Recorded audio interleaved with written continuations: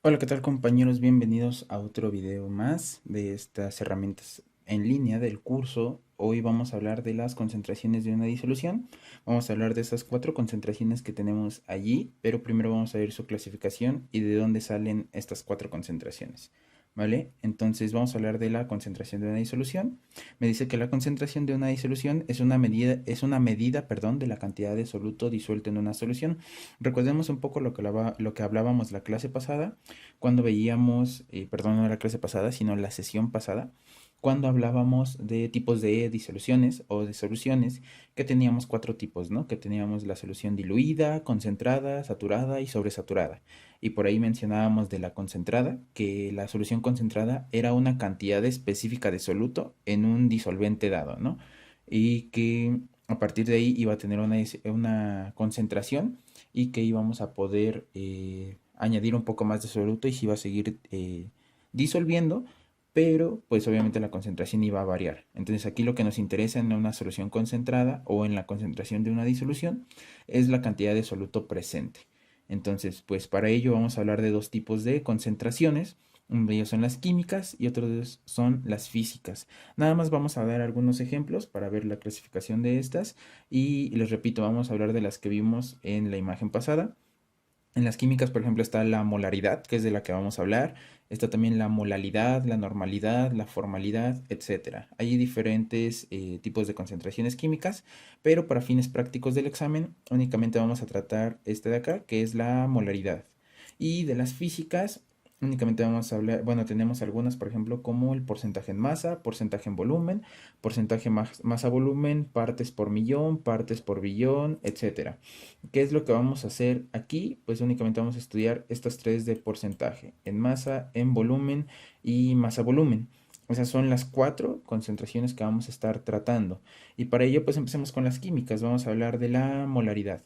Me dice ahí, por ejemplo, que la molaridad se define como la cantidad de moles que hay de un soluto por cada litro de solución.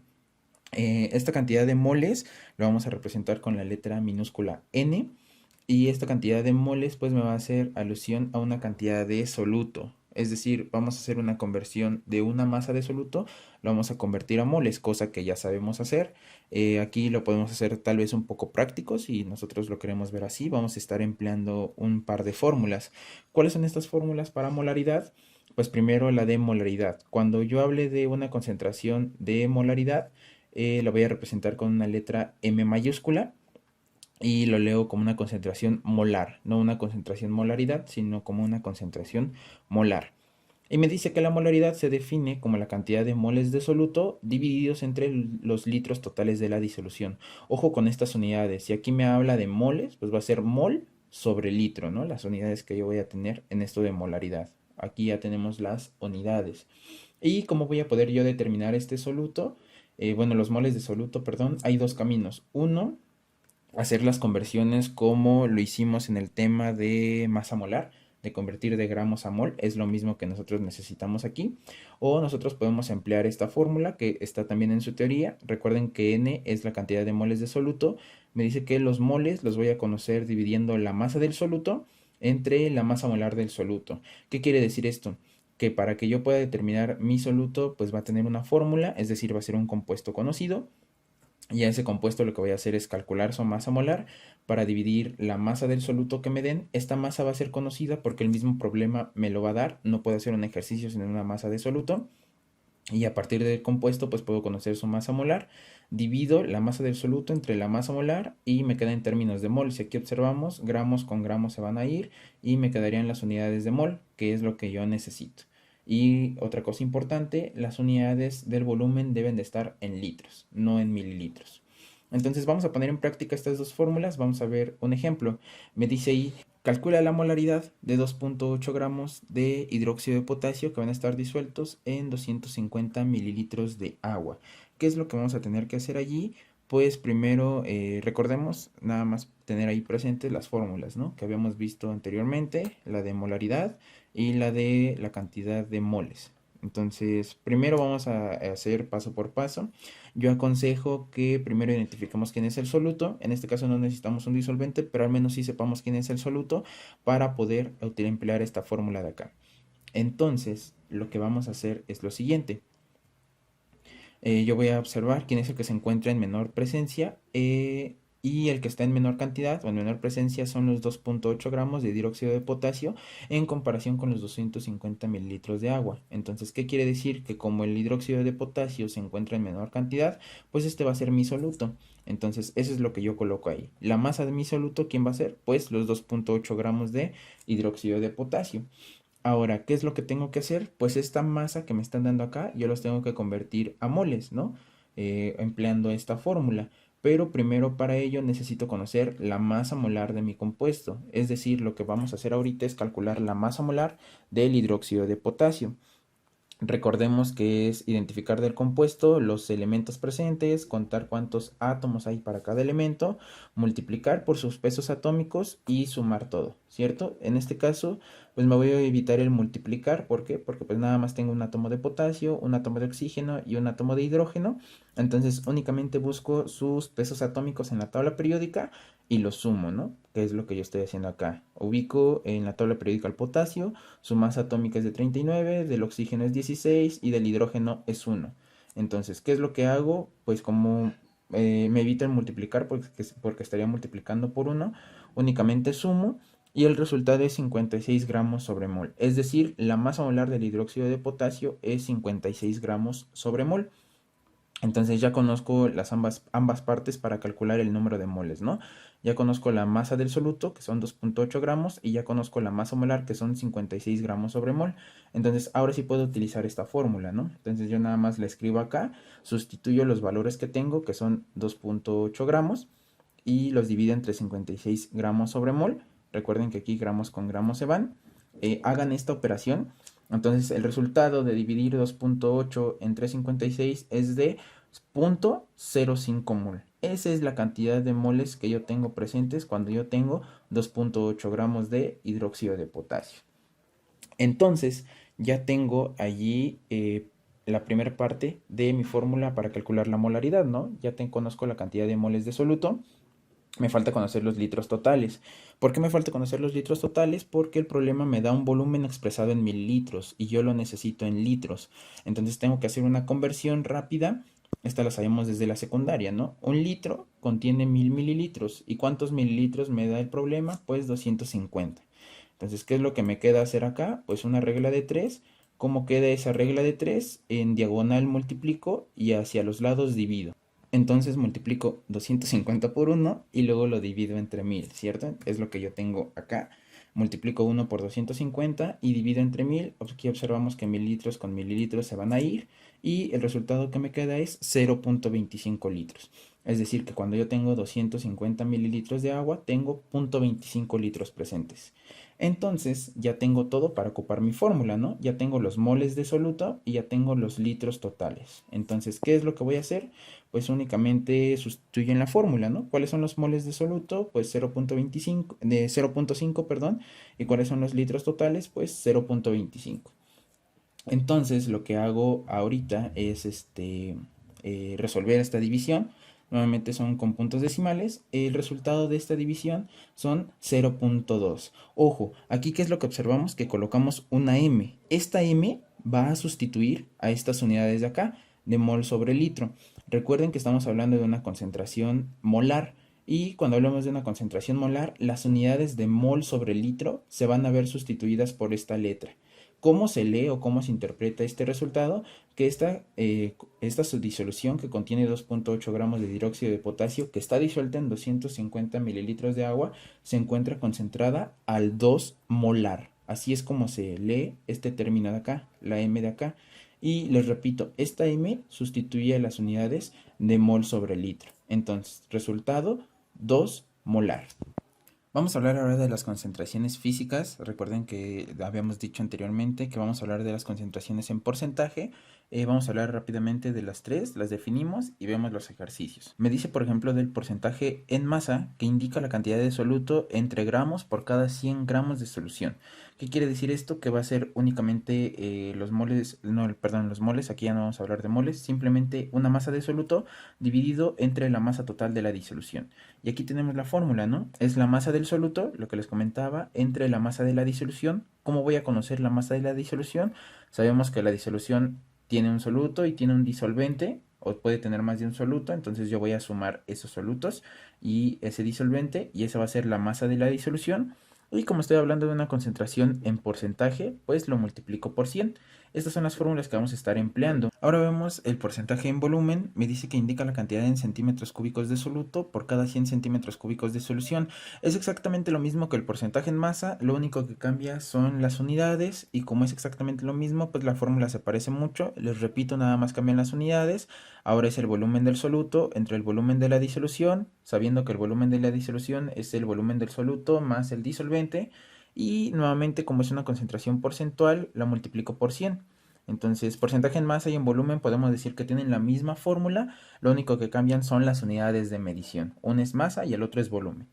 Y por último tenemos el porcentaje en masa y volumen. Me dice que indica la masa de soluto en gramos por cada 100 centímetros cúbicos de solución. Ahora ya mezclamos ambos, y aquí ya no puedo decir que sumo el soluto más el disolvente. ¿Por qué? Porque uno va a estar dado en unidades de gramos, es decir, de masa, y el otro en volumen. Y recuerden que yo, por ejemplo, gramos y mililitros no los puedo sumar así directamente. Entonces ya no puedo decir aquí volumen de disolución. ¿Cuál va a ser la fórmula para el porcentaje masa-volumen? Es que va a ser la masa del soluto dividido entre el volumen del disolvente. Aquí ya no va a ser de la disolución, les repito, porque yo no puedo sumar masa más volumen, simplemente va a ser el volumen del disolvente. Con que identifique soluto y disolvente ya tengo todo lo de la fórmula, y multiplico por 100. Estas son las fórmulas que vamos a estar ocupando para estos tipos de concentración. Vamos a ver ejemplos de cada uno de ellos con ejercicios que tenemos en la teoría. Vamos a hablar del porcentaje en masa. Vamos a ver un ejemplo. Me dice, calcula la concentración de una disolución de 200 gramos de ácido clorhídrico en 800 gramos de disolvente. Aquí ya tenemos pues prácticamente todas las partes, ¿no? ¿Quién sería el soluto? Pues los 200 gramos de ácido clorhídrico. ¿Quién sería el disolvente? Pues aquí me lo están diciendo, ¿no? Los 800 gramos. No me interesa la sustancia, simplemente saber quién es soluto y quién es disolvente, ¿no? Entonces, recordamos, ahí tenemos las fórmulas que son las que vamos a ocupar, y identifico soluto y disolvente. ¿Cuánta masa de soluto tengo? Pues los 200 gramos de ácido clorhídrico. ¿Cuánta masa de disolvente tengo? Pues 800 gramos. Entonces, procedemos a aplicar esta fórmula de acá, masa de la disolución. Me dice que son los gramos del soluto más los gramos del disolvente, es decir, 200 más 800 me dice que tengo una disolución de 1000 gramos, ¿ok? Lo dejamos en esas unidades de gramos. Eso que van a decir es un kilogramo, sí, pero la fórmula me dice que lo trate en gramos, ¿ok? Entonces yo digo que la masa de la disolución son 1000 gramos, ya tengo esta parte de acá de la fórmula que es la masa de la disolución, y sin querer pues ya también tengo la masa del soluto, ¿no? Porque aquí ya identificamos quién es el soluto y quién es el disolvente. Entonces ya puedo operar, ¿no? Ya puedo aplicar esta fórmula, la vuelvo a colocar ahí, la masa del soluto, y es igual dividido entre la masa de la disolución, lo multiplico por 100, nada más sustituyo, tengo que la masa del soluto son 200, tengo que la masa de la disolución son 1000, y lo tengo que multiplicar por 100. Ahora, antes de que operen, presten mucha atención acá. Recuerden que en matemáticas, cuando tengo ceros en el numerador y en el denominador, se pueden ser cancelados, ¿cierto? Y cuando yo tengo algo igual tanto en el numerador como en el denominador, es 1, o se pueden cancelar. ¿Qué es lo que aconsejo aquí? Cancelar ceros y cancelar lo más que podamos. ¿Por qué? En este ejercicio podemos llegar al resultado sin hacer la división y después multiplicar por 100. ¿Qué es lo que yo puedo hacer aquí? Aquí tengo un 100, ¿no? Y este 100, si aquí en el denominador de mi división tuviera un 100, pues este 100 se puede cancelar con este 100. ¿Qué es lo que haría para que este 1000 de acá se convierta en 100? Pues cancelar un 0 con un 0 de los 200, que es la masa del soluto.